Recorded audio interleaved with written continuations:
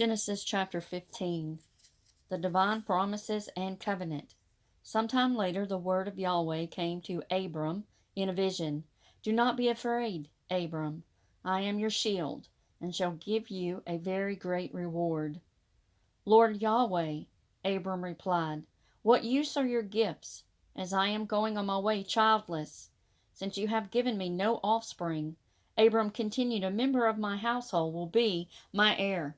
Then Yahweh's word came to him in reply, such a one will not be your heir. No, your heir will be the issue of your own body. Then, taking him outside, he said, look up at the sky and count the stars if you can. Just so will your descendants be, he told him. Abram put his faith in Yahweh, and this was reckoned to him as uprightness. He then said to him, I am Yahweh, who brought you out of Ur of the Chaldeans to give you this country as your possession. Lord Yahweh, Abram replied, how can I know that I shall possess it? He said to him, bring me a 3-year-old heifer, a 3-year-old she-goat, a 3-year-old ram, and a turtle dove, and a young pigeon. He brought him all these. Split the animals down the middle, and place each half opposite the other. But the birds he did not divide. And whenever birds of prey swooped down on the carcasses, Abram drove them off. Now as the sun was on the point of setting, a trance fell on Abram, and a deep, dark dread descended on him. Then Yahweh said to Abram, know this for certain, that your descendants will be exiles in a land not their own, and be enslaved and oppressed for 400 years. But I shall bring judgment on the nation that enslaves them, and after this they will leave with many possessions. For your part, you will join your ancestors in peace. You will be buried at a happy old age. In the 4th generation they will come back here, for until then the iniquity of the Amorites will not have reached its full extent. When the sun had set and it was dark, there appeared a smoking firepot and a flaming torch passing between the animals' pieces. That day Yahweh made a covenant with Abram in these terms, to your descendants I give this country, from the river of Egypt to the great river, the river Euphrates, the Kenites, the Kenizzites, the Kadmonites, the Hittites, the Perizzites, and the Rephaim, the Amorites, the Canaanites, and the Girgashites, and the Jebusites. The birth of Ishmael, Genesis chapter 16. Abram's wife, Sarah, had borne him no child, but she had an Egyptian slave girl called Hagar. So Sarai said to Abram, listen now, since Yahweh has kept me from having children, go to my slave girl. Perhaps I shall get children through her. And Abram took Sarai's advice. Thus, after Abram had lived in the land of Canaan for 10 years, Sarai took Hagar, her Egyptian slave girl, and gave her to Abram as his wife. He went to Hagar, and she conceived. And once she knew she had conceived, her mistress counted for nothing in her eyes. Then Sarai said to Abram, this outrage done to me is your fault. It was I who put my slave girl into your arms, but now she knows that she has conceived. I count for nothing in her eyes.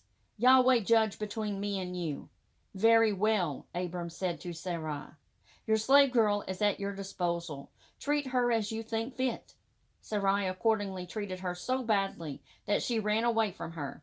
The angel of Yahweh found her by a spring in the desert, the spring on the road to Shur. He said, Hagar, slave girl of Sarai, where have you come from, and where are you going? I am running away from my mistress, Sarai, she replied. The angel of Yahweh said to her, go back to your mistress and submit to her. The angel of Yahweh further said to her, I shall make your descendants too numerous to be counted. Then the angel of Yahweh said to her, now you have conceived, and you will bear a son, and you shall name him Ishmael, for Yahweh has heard your cries of distress. A wild donkey of a man he will be, his hand against every man, and every man's hand against him, living his life in defiance of all his kinsmen. Hagar gave a name to Yahweh, who had spoken to her. You are El Roi, by which she meant, did I not go on seeing here, after him who sees me? This is why the well, called the well of Lahai Roi, is between Kadesh and Bered. Hagar bore Abram a son, and Abram gave his son born by Hagar the name Ishmael. Abram was 86 years old when Hagar bore him Ishmael. Chapter 17 of Genesis. The covenant and circumcision. When Abram was 99 years old, Yahweh appeared to him and said, I am El Shaddai. Live in my presence. Be perfect, and I shall grant a covenant between myself and you, and make you very numerous. And Abram bowed to the ground. God spoke to him as follows, For my part, this is my covenant with you. You will become the father of many nations, and you are no longer to be called Abram. Your name is to be Abraham. For I am making you father of many nations. I shall make you exceedingly fertile. I shall make you into nations, and your issue will be kings. And I shall maintain my covenant between myself and you, and your descendants after you, generation after generation, as a covenant in perpetuity, to be your God, and the God of your descendants after you. And to you, and to your descendants after you, I shall give the country where you are now immigrants, the entire land of Canaan, to own in perpetuity, and I shall be their God. God further said to Abraham, You, for your part, must keep my covenant, you and your descendants after you, generation after generation. This is my covenant which you must keep, between myself and you, and your descendants after you. Every one of your males must be circumcised. You must circumcise the flesh of your foreskin, and that will be the sign of the covenant between myself and you. As soon as he is 8 days old, every one of your males, generation after generation, must be circumcised, including slaves born within the household or brought from a foreigner, not of your descent. Whether born within the household or bought, they must be circumcised. My covenant must be marked in your flesh as a covenant of perpetuity. The uncircumcised male, whose foreskin has not been circumcised, that person must be cut off from his people. He has broken my covenant. Furthermore, God said to Abraham, As regards your wife Sarai, you must now call her Sarah. But Sarah, I shall bless her, and moreover give you a son by her. I shall bless her, and she will become nations. Kings of peoples will issue from her. Abraham bowed to the ground, and he laughed, thinking to himself, Is a child to be born to a man 100 years old? And will Sarah have a child at the age of 90? Abraham said to God, May Ishmael live in your presence. That will be enough. But God replied, Yes, your wife Sarah will bear you a son, whom you must name Isaac. And I shall maintain my covenant with him, a covenant in perpetuity, to be his God, and the God of his descendants after him. For Ishmael too I grant you your request. I hereby bless him, and will make him fruitful and exceedingly numerous. He will be the father of 12 princes, and I shall make him into a great nation. But my covenant I shall maintain with Isaac, whom Sarah will bear you at this time next year. When he had finished speaking to Abraham, God went up from him. Then Abraham took his son Ishmael, all the slaves born in his household, of whom he had bought, in short, all the males among the people of Abraham's household, and circumcised their foreskins that same day, as God had said to him. Abraham was 99 years old when his foreskin was circumcised. Ishmael, his son, was 13 years old when his foreskin was circumcised. Abraham and his son Ishmael were circumcised on the very same day, and all the men of his household, those born in the household and those bought from foreigners, were circumcised with him. The apparition at Mamre. Genesis chapter 18. Yahweh appeared to him at the oak of Mamre while he was sitting by the entrance of the tent during the hottest part of the day. He looked up, and there he saw 3 men standing near him. As soon as he saw them, he ran from the entrance of the tent to greet them, and bowed to the ground. My Lord, he said, If I find favor with you, please do not pass your servant by. Let me have a little water brought, and you can wash your feet, and have a rest under the tree. Let me fetch a little bread, and you can refresh yourselves before going further, now that you have come in your servant's direction. And they replied, Do as you say. Abraham hurried to the tent and said to Sarah, Quick, knead 3 measures of best flour, and make loaves. Then running to the herd, Abraham took a fine and tender calf, and gave it to the servant, who hurried to prepare it. Then taking curds, milk, and the calf which had been prepared, he laid all before them, and they ate, while he remained, standing near them under the tree. Where is your wife Sarah? They asked him. She is in the tent, he replied. Then his guest said, I shall come back to you next year, and then your wife Sarah will have a son. Sarah was listening at the entrance of the tent behind him. Now Abraham and Sarah were old, well on in years, and Sarah had ceased to have her monthly periods. So Sarah laughed to herself, thinking, Now that I am past the age of childbearing, and my husband is an old man, is pleasure to come my way again?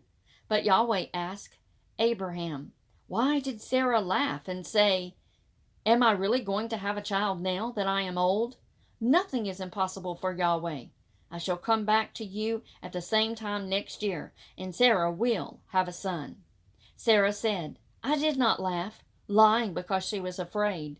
But he replied, Oh, yes, you did laugh. Abraham intercedes for Sodom. From there the men set out and arrived within sight of Sodom, with Abraham accompanying them to speed them on their way. Now Yahweh had wondered, Shall I conceal from Abraham what I am going to do? As Abraham will become a great and powerful nation, and all the nations on earth will bless themselves by him. For I have singled him out to command his sons and his family after him to keep the way of Yahweh by doing what is upright and just, so that Yahweh can carry out for Abraham what he has promised him.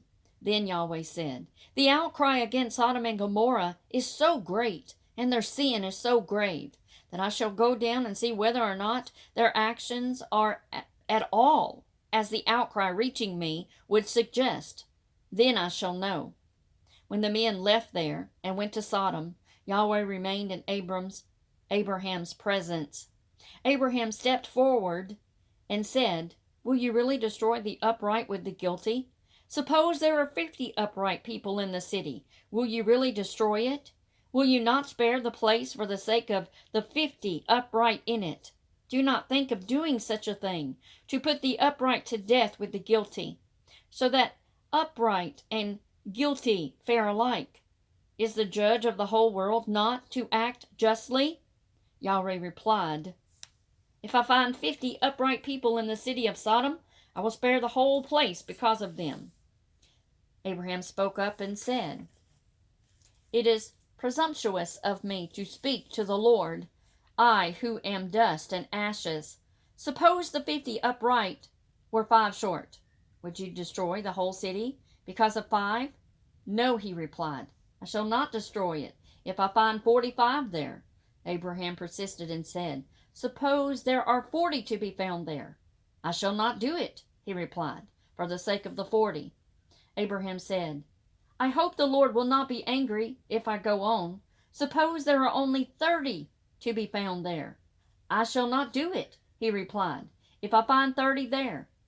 He said, It is presumptuous of me to speak to the Lord. Suppose there are only 20 there. I shall not destroy it, he replied, for the sake of the 20. He said, I trust my Lord will not be angry if I speak once more. Perhaps there will only be 10. I shall not destroy it, he replied, for the sake of the 10. When he had finished talking to Abraham, Yahweh went away, and Abraham returned home.